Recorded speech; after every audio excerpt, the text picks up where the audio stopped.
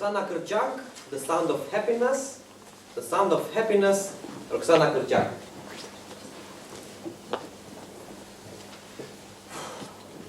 (2009), end of hot July. 3 hours travel by train, 2 hours and a half travel by car, over 2 hours waiting line at the airport, 3 hours flight, then 2 hours in another airport, another 9 hours flight, 6 hours ahead because of the time zone. I'm tired and my outfit looks horrible, and oh no, it started raining cats and dogs, and God knows how I hate raining, it can totally ruin my hairdo. This is how it started. Fellow Toastmasters, distinguished members of the jury, this is the story of a 23-year-old girl who found out in the place she least expected that the real sound of happiness has nothing to do with this kind of things. After hours and hours of traveling, I finally arrived in China. The very first thing that got my attention after getting all set in the campus of Beijing Language and Culture University was this rhythmic sound, like a song recorded on a tape and played over and over again. It was very early in the morning when I first saw them. In the campus, on the sports field, there were hundreds, maybe over 1,000 Chinese teenagers singing out loud and doing gymnastics like they were one big entity. Later that day, when we headed for lunch, they were still there, doing the exact same thing under the burning midday sun, all wet, with the sweat pouring in their eyes and mouth, with their white identical t-shirts glued to their body. Yet none of them has ever stopped to clean off the sweat. Flies were resting on their skin, yet none of them has ever stopped to wash them away.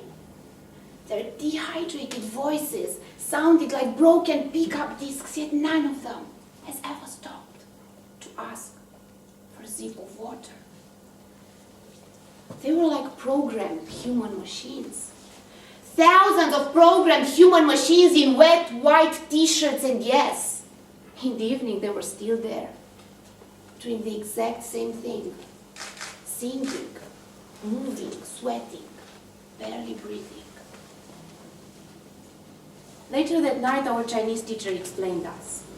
They were rehearsing in the honor of the Communist Party, and no absence from the rehearsal, no unsynchronized movement whatsoever has ever gone unpunished. Out of a sudden, the voices finally stopped. Silence for a few moments. And then, the empty darkness of the night started to be filled with joyful hummings and soft laughters. Stunned, I turned to my Chinese teacher. What's that? What's with that melody? We call it the sound of happiness. Happiness may be craziness. Why would they be happy after all this daily torture? Well, why wouldn't they? They're not here on the field rehearsing.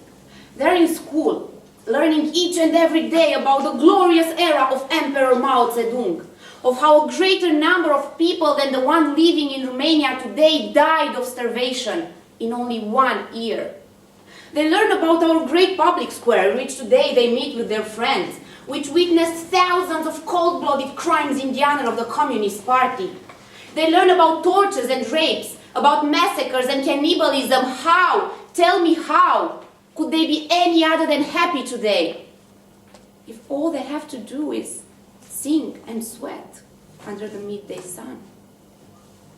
I can understand why this is not happiness for someone like you.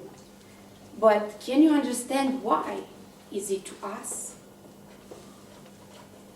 And I did. And actually, it was only then when I turned my eyes down from the impressive skyscrapers of Beijing and actually looked down at the poor Chinese coming out every night with what they had in their houses, food, clothes, spare parts, and taking over the streets of Beijing.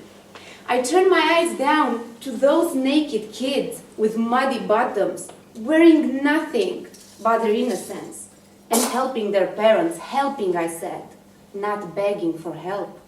Dreaming of that day when they'll have enough money to go to school, yes, dreaming about the day when they'll get to sing, to sweat, and move in wet white t-shirts on a sports field.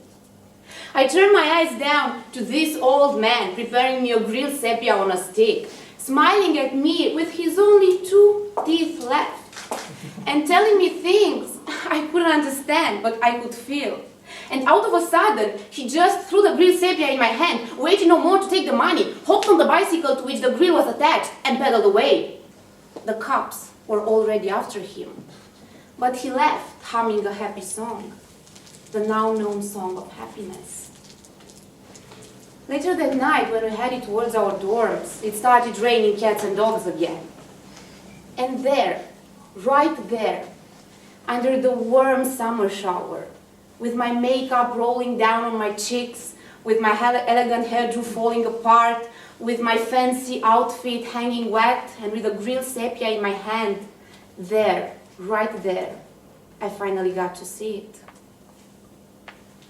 Fellow Toastmasters, distinguished members of the jury, the real sound of happiness has nothing to do with this kind of things, but with our ability to turn sweat and tears into songs of happiness, with our ability to see the rainbow at the end of every cats and dogs storm. And while we do this, may we never forget that each and every of us is entitled to his own song of happiness. Because regardless of the color of our skin, regardless of our belongings or appearance, underneath, we all wear wet white t-shirts glued to our bodies.